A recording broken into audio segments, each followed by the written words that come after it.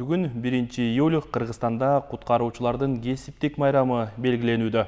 Алат Тоолаевдин бул жолку чыгарылышы дал ушул темага арналмакчы. Анда мен студиянын меймандары менен тааныштырмакчымын. Бизде студияда куткаруу кызматынын полковниги Ардагер Жаныбек Иманов, ошондой эле куткаруучу Нурислам Сыдыкбеков. Саламатсыздарбы? Студияга кош келипсиздер. Кесиптик майрамыңыздар менен. Дал ушул бүгүнкү сиздердин кесиптик майрамыңыздарга карата президент Садыр Жапаров дагы куттуктоосун жолдогон экен. Алгач ошого көңүл буруп, андан кийин аны маегибизди баштасак. 1-июль Кыргызстанда куткаруучулардын кесиптик майрамы. Бул күн менен президент Садыр Жапаров куттуктады. Урматтуу куткаруучулар, сиздердин кесибиңиздер дүйнөнүн кайсы гана булуң бурчунда болбосун жогорку суроо талаптагы иш, ошону менен бирге кооптуу кесип. Табият кулуштарынын кесепеттери айттырбай келгенде же жеке адам кандайдыр бир кыйын кырдаалга туш болуп, алдастап айла таппай калганда куткаруучулардын караанына зар болобуз. Кандай гана кооптуу жагдай болбосун, өз өмүрүн тобокелге салып, бирөөнүн өмүрүн сактап калууга же эл жерге келген кырсыктын чыгымын азайтууга буйдалбастан баш оту менен кирип кеткен мүнөз ар кимдин эле табиятында боло бербейт.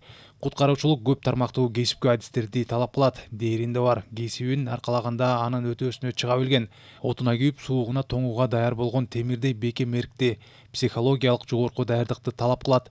Бул ишке бардык эр азаматтар эле иштеп кете албайт. Сиздердин кызматыңыздардын татаалдыгы эске алынып, социалдык тиричилик көйгөйлөрүңөрдү чечүү багытында иштер дагы да улантылат. Ишиңиздердин натыйжасын жогорулатуу максатында заманбап техникалар жана шаймандар менен камсыздайбыз.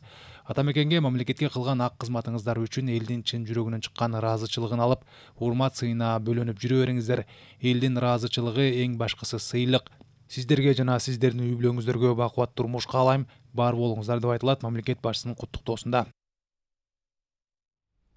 Биз жогоруда президент Садыр Жапаровдун 1-июль куткаруучулардын кесиптик майрамына карата жолдонгон кайрылуусун уктук.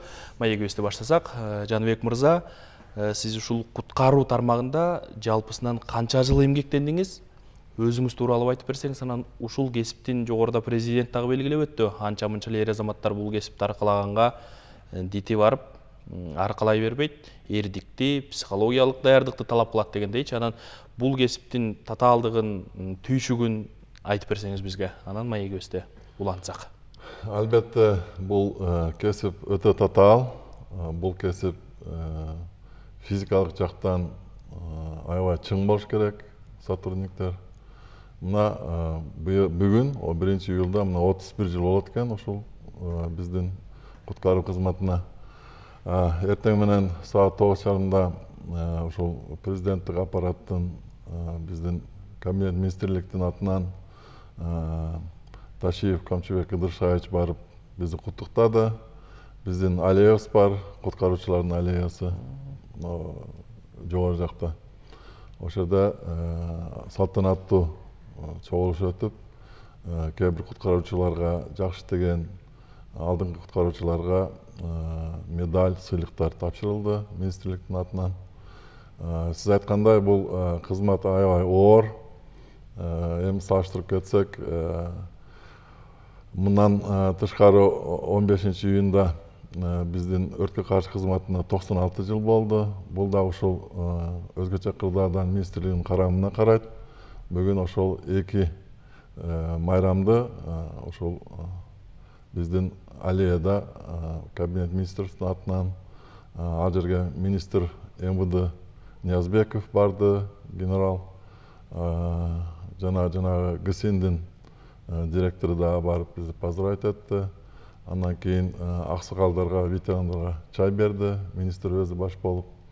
Ошол жерде жакшы жетишкендиктер, кандай пландар бар астында. Өзүңүздөр билесиздер, мындан мурда техника жетишсиз эле, жана личный составдагы аябай мындай жакшы подготовкасы жок эле. Эми азыркы учурда ушул министрлик окуу жайларын ачып, балдарды Москвага жөнөтүп, академиябыз бар Москвада. Ошолорго жөнөтүп, балдар окуп келип, мына акыркы жылдары аябай техника жакшы келип атат. Ошо Кыргызстандын кыйынчылыгына карабастан, биздин бюджеттин жетишсиздигине карабастан, жакында эле 50ден ашык өрткө каршы автотехникаларды алдык, аябай жакшы 6 тонналык. Бул мурдакы машинелерди 3 машинаны алмаштырат да, ошо бир машина. Анан жанагындай оор техникаларды мурдагы Союзда калган жана С-100, Алтай деген биздин ДТ деп коебуз, техникаларыбыз эскирип, алардын жанагы кар көркүсү түшкөндө, же болбосо жанагы бир апат болгондо алардын күчү жетпей калды да. Азыркы учурда мына иностранный өлкөлөрдөн аябай сонун, современный, азыркы немеге жооп бере турган аябай күчтүү оор техникаларды алып келип жатат. Жакында эле аябай жакшы экскаваторларды өзүңүздөр билесиздер. Мына площадьта Садыр Жапаров президентибиз өзү баш болуп бизге ошондой немелерди тапшырды. Азыркы учурда ошол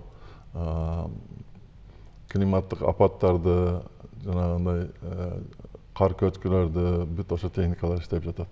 Өзүңүз бул тармакта канча жыл эмгектендиңиз? Бул тармакта мен календарный 30 жыл иштедим. Буга чейин мен ошо өрткө каршы кызматында иштеп келгем. Экс-директор болуп эсептелем. Рядовой пожардан баштап экс-директорго жеткенмин да. Ошондуктан мен аябай сыймыктанам ушул кесипти тандыганыма. Жана башында айтып кетпедик, аябай чыдамкулук, чыдаган гана адам иштейт, бул куткаруучу болуп. Куткаруучу булар кимдер? Куткаруучулар булар электриктер, куткаруучулар булар суучулдар, куткаруучулар булар өрт өчүрүп куруучулар, куткаруучулар шахтерлерде сыктоо болот. Азыр мына Кыргызстанда акыркы жылдары аябай жаман нерселер болуп атат. Мына 1-майдан 9-майга чейин мына биздин южный региондо аябай чоң апат болду, сел жүрдү.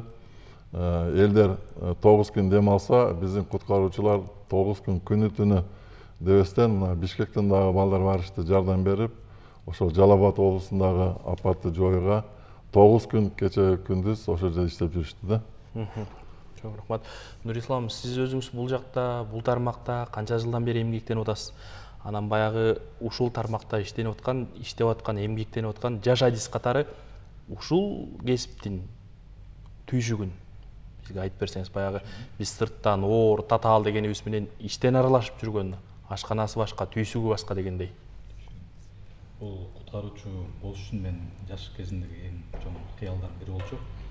Жана ушул кыялдарга азыркы учурда мен жеттим. Окуумду бүткөн соң мен Кыргыз-Орус Славян университетинин техносфердик коопсуздук кесибине тапшыргам. Техносфердик коопсуздук кесиби бул куткаруучунун ийинде түздөн түз кесиби.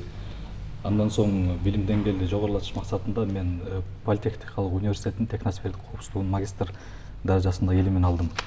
Андан соң жумушка кирдим. Эң биринчи жумуштуу кызмат ордум менки куткаруучу кызмат ордунан башталды. Жана куткаруучу кызмат ордунун эң чоң түйшүктөрүнүн бири бул эми өзгөчө кырдаалдар министрлиги военный система болгондуктан 24 саат бою бүт кырдаалдарга даяр болушубуз керек да. Кандай түйшүктөрү бар деген себебинен эмне 24 саат даяр болгондуктан бизде ар кандай учениялар болуп турат. Уштоп билим деңгээлибизди дайыма көтөрүп жана өзгөчө кырдаалдарга даяр болуш максатында. Учениялар бул плановый учениялар, неплановый учениялар, командно-штабный учение, объектовый учение, тактический учение. Биз ар дайым ушул ученияларга катышып турабыз жана бул учениянын негизинде практикалык жүзүндө кандай иш-чараларды жасаш керек ошонун негизинде биз дайыма билимди өркүндөтүп келебиз. Жана билим деңгээлди өнүктүрүш максатында аспирантура окуу жайына тапшырдым жана азыркы учурда кандидаттык илимин жактаган турам.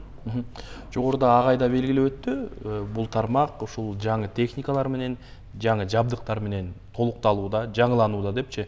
Анан бүгүнкү күндө ушул сиздердин техникалык жактан жабдылганыңыздар, камсыздалгандыгыңыздар жетиштүүбү? Мындай бир өтө кыйчалыш учурларда мындай бир техника жок болуп калган, жабдык жок болуп калган учурлар кездешеби? 2021 жылга чейин бизде техникалар, өрт өчүрүүчү автоунаалар жана авариялык куткаруучу автоунаалар чынында жетишсиз болчу. Жана президент Садыр Нуркожоевичтин демилгеси менен 2022 жылы бизге техникалардын баары толук келди. 100ден ашык техника жана бүт райондордун баары камсыз болду. Азыркы техникалар бүт заманбап үлгүдөгү техникалар жана Кыргыз Республикасында ар бир райондо ал техникалар бар жана жогорку деңгээлде жетиштүү. Жаныбек агай, ошол эле учурда мынакей бул кызматтын түзүлгөндүгүнө 30 жыл болуп атат да. Эми 30 жыл айтканга оңой болгону менен бир топ түйшүктүү кечсе керек. Өлкөнүн эгемендүүлүк алганына дагы мына 30 жыл, 31 жыл болуп отурат да. Анан өлкө менен чогуу элчигип, өнүгүп келе жаткан тармактардын бири ушул да. Алгачкы учурларда ушул техникалык жактан канчалык деңгээлде камсыздалды бул? Баягы Союздан бир нерсе калды беле же нөлдөн баштап кайрадан түзүлүп калыптандыбы бул кызмат? Эми албетте Союздан техника калган, бирок алар эскирип бүткөн техникалар да. Мен быйыл 62-ге чыктым. Мен менен тең техникалар бар да, мындайча айткандачы. Мына өрткө каршы техникалар өзү срок эксплуатациясы 11 жылда. 11 жылда биз жаңы техника алышыбыз керек. Бирок азыркы учурда 40 жылдык, 30 жылдык автомашина дагы эле бар. Мына акыркы 7-8 жыл ичинде бир 30-40% десек болот, жаңыланды да техника. Бирок түйшүктөр дагы эле бар, проблемаларыбыз бар, техникалар дагы эле жетишсиз. Жанагы суучулдар үчүн жанагы суга кире турган немелер дагы аз-маз жетиши. Бирок бүгүн министр менен сүйлөштүк, акча бөлүндү. Жакын ортодо ошо суучуларга кийим-кечек колуна алынат деп айтты. Анан өзүңүздөр белгилүү, ошо биздин өкмөткө мен ыраазычылыгымды билдирип кетем. Январь айынан бүт биздин ушул погон таанган балдарыбыздын айлыктары аз-маз болсо дагы көбөйдү. Эми экинчи этабыбыз мына августта, Кудай буйрса деп турайлы, Акылбек Жапаров баш болуп, ушул бизде дагы профессионалдык пожарный частар бар да, жана гражданский лицалар иштейт. Ошолордун айлыктары көбөйбөй калды. Ошону августтан баштап көбөйтөбүз деген жакшы ойлор бар. Ишенебиз көбөйткөнүнө. Анан дагы бизге техникалар керек. Мына тоолорду өчүрүү үчүн техникаларыбыз керек. Эмне үчүн дегенде башка мына Казакстанда, Россияда, Өзбекстанда бүт өрт өчүрө турган вертолет деп коебуз, тик учактар. Алардын тик учактары бар, а бизде жок. Эмне үчүн дегенде мына Тоолу район, Токтоолу районунда бир канча жолу өрт болду. Ошондо аябай бир кыйынчылык болгон да. Ошо тик учактарыбыз жок. Азыркы учурда пландарда бар экен МЧСтин.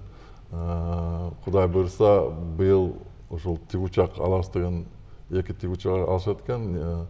Алар жанагы издөө, жанагы жоголуп кеткен адамдарды издөө болгондо тик учактары бар. Буга чейин тиги Министерство оборонанын арендага өтөтүп, ошолордун тик учактары менен учуп жүргөн да.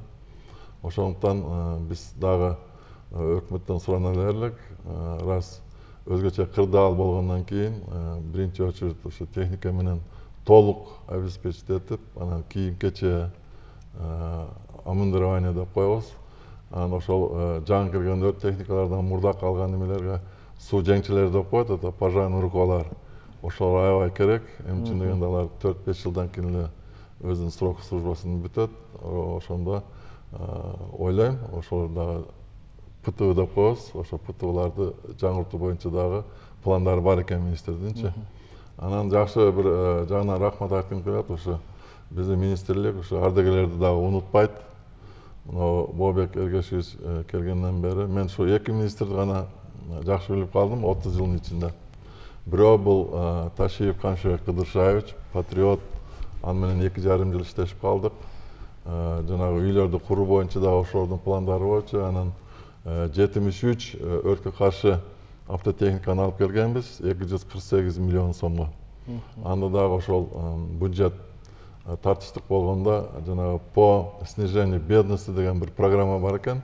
Биз анализдеп көрсөк, өрт кырсыктары, мына курап калган үйлөр көп ошол именно орто жашаган, жанагы жакыр жашаган адамдардын үйү өрттөнөт экенде. Бул, по-моему, өмүр.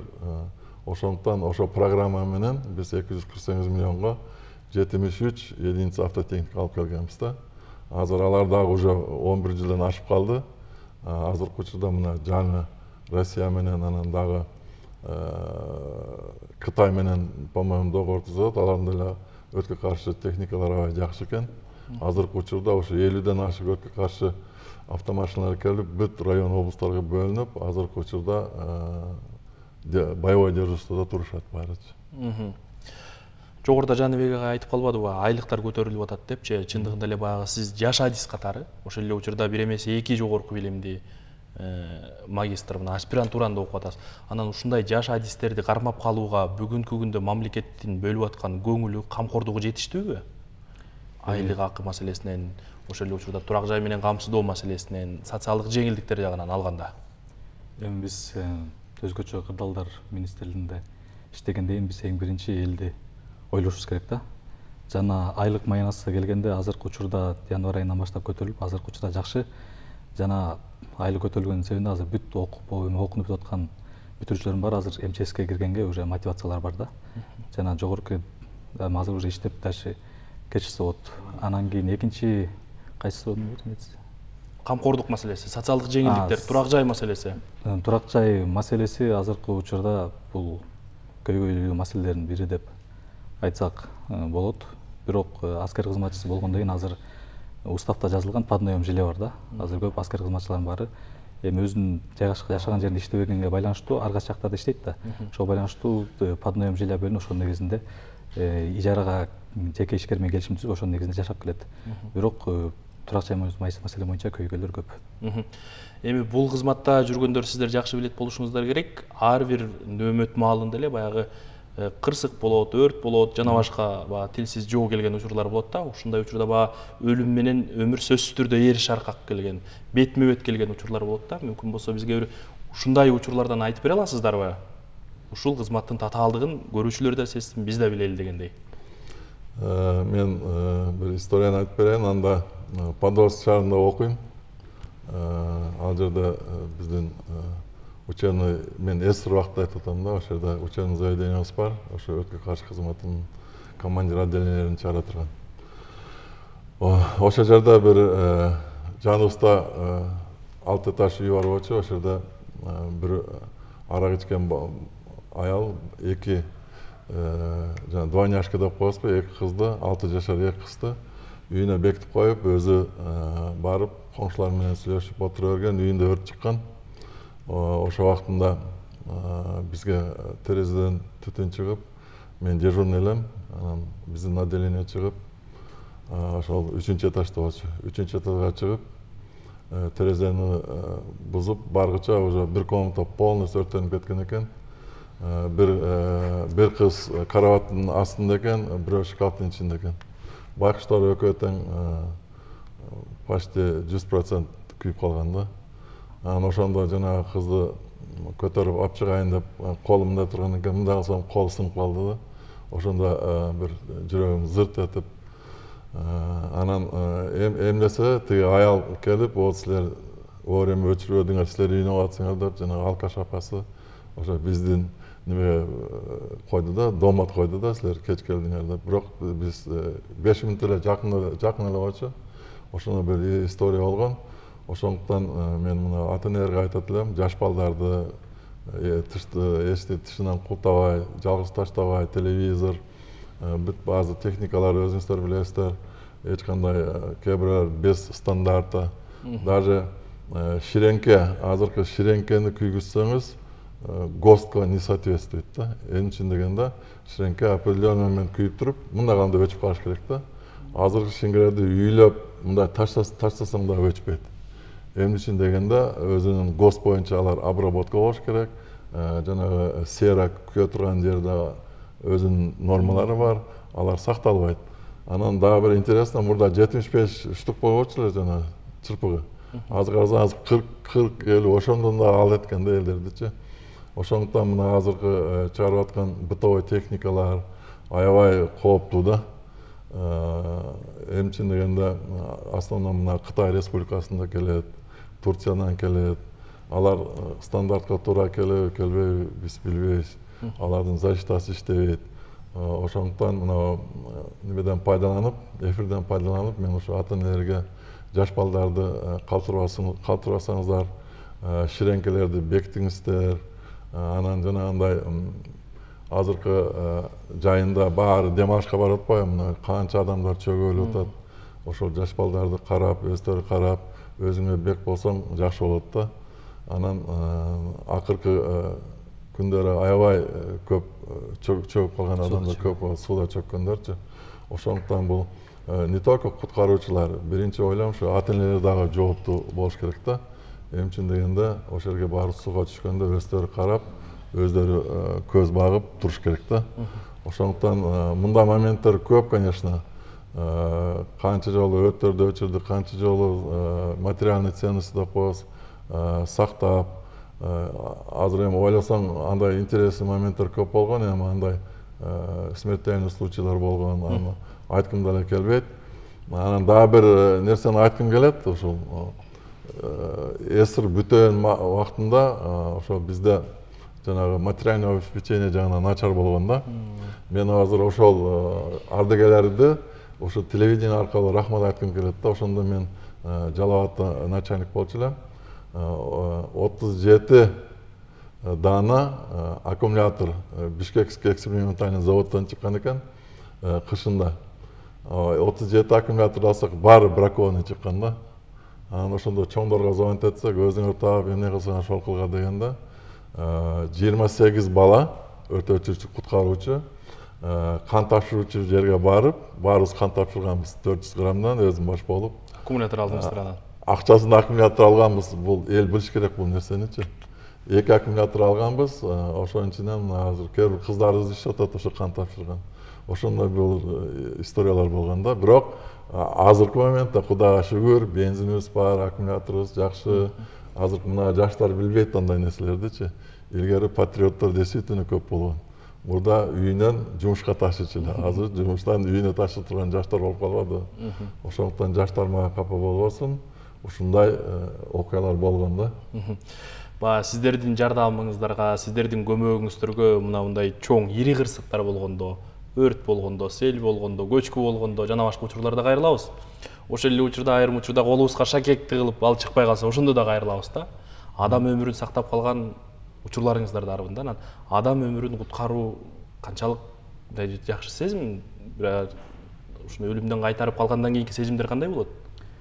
Эми мен бир историяны айтып кетейин.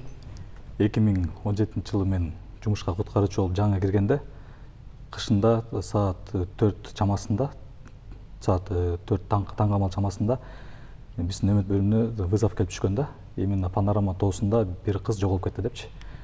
Ошол дароо замат ошо куткаруу кызматы менен биргеликте мен жетекчи болуп баргам. Ошол жака барып жетекчи болуп барып, ошол кызды издеп жүрүп, күндүн суугуна карабай бир күнгече издеп жүрүп тапканбыз да. Бирок ал кыз аман калган болчу. Бирок аны көрдүк, бирок аябай ылдый анга түшүп кетиптир да. Анан ошол жака кирип милициялардын жардамы бергеликте абдан бүт штаттарын баарын чакырып ошол кызды араң алып чыкканбыз да. Бирок ал кыз бизге ыраазычылыгын айткан эмес, кайта бизди жаман көрүп, кайта жаман көргөн, алып чыктыңар, мен ал жакта кала бергенде болот болчу депчи. Бирок кийин кайта өзүнө келгенде бизге абдан рахматын айткан да. Ушундай учурлар бизде көп болот. Чоң рахмат. Берүүнү жыйынтыктап жатып, мен сизге бир эркин микрофон бергим келип турат. Ардагер катары жалпы ушул тармактын кызматкерлерин бүгүнкү кесиптик майрамы менен мүмкүнчүлүктөн пайдаланып куттуктасаңыз болот. Урматтуу биздин ардагерлер, урматтуу биздин куткаруучуларыбыз, бүгүн биздин куткаруу кызматына 31 жыл болду. Ошол 31 жылдык юбилейлик майрамыңыздар менен чын жүрөктөн куттуктаймын. Ишиңиздер оор. Мен эл журтка да айткым келет. Күнүнө 7-8, 10дон ашык өрт кырсыгы болуп турат республика боюнчачы. Муну элдер билбейт да. Айында канча болот, жылына канча болот. Күнүнө сууга чөккөн адамдар болот, жаш балдар жоголуп кеткендер болот. Ушуну баары ушу куткаруучулар өзүнүн милдетине алган да. Анан куткаруучулардын өмүрү ошол кыл үстүндө турат десек дагы мен жаңылышпаймын да. Эми чын дегенде эгер өрт болсо, ошо өрттүн ичинде газовый баллон болобу, же болбосо балка болобу, 29 жыл иштеп, 30-жылы пенсияга чыгарым алдында ал биздин куткаруучубуз өлүп калышы мүмкүн. Ошол техника безопасность десек да болбойт. Эми жана жарылуудан балка төшүп, же болбосо сууга түшүп, жана аппаратыбыз отказ болуп, ошондуктан мен ойлойм бул эң эр азаматтар гана иштей турган жумуш. Баардыгыңыздарга ден соолук каалайм. Ар дайым бай болуңуздар, бар болуңуздар. Биздин Кыргызстанда апат, ушундай жаман нерселер болбосун. Министрлерибизге дагы ыйман, инсап деп жаштарыбызга бардыгыга мен жакшылык каалайт элем. Чоң рахмат. Студияга келип бергениңиздер үчүн сиздерге ыраазычылык билдиребиз. Кесиптик майрамыңыздар менен дагы бир жолу куттуктайбыз. Ошол эле учурда жалпы Кыргызстандын куткаруу тармагынын кызматкерлерин бүгүнкү кесиптик майрамы менен жалпы жамаат атынан, ошол эле учурда жалпы кыргызстандыктардын атынан, теле көрүүчүлөрдүн атынан куттуктамакчыбыз. Бар болуңуздар, бөөдө кырсыктан улак бололу. Саламатта туруңуздар.